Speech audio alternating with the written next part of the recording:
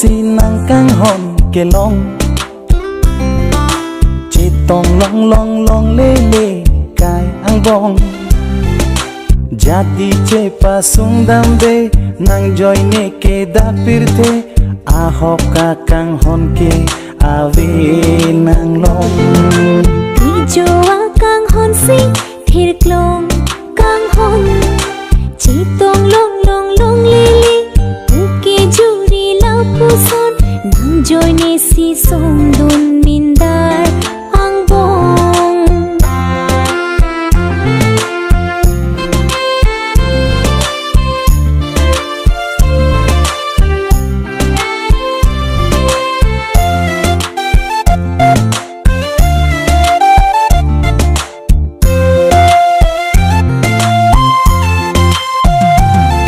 nang pen pini do palong ka ili nang joy ni sini do thek the thak thek the an tin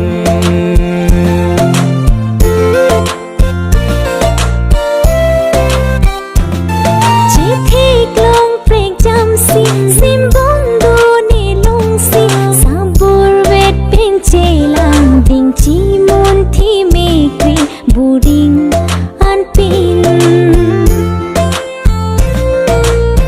jo pen si nàng căng hòn kề long chỉ tông vết nàng y tông cái along do palong ka pujong he ching hon vết nàng cái ason som du nàng bang som sirat ason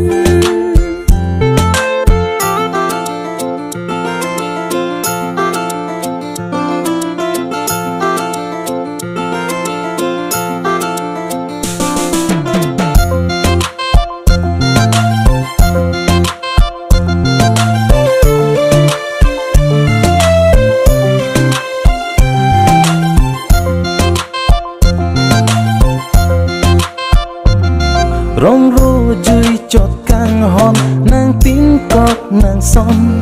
a học sen nàng hàng pini ning tir klong căng hòn long lo pini an si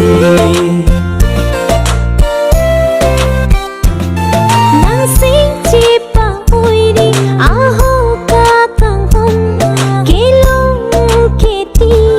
der chet pu ke mun thi parsik nàng chi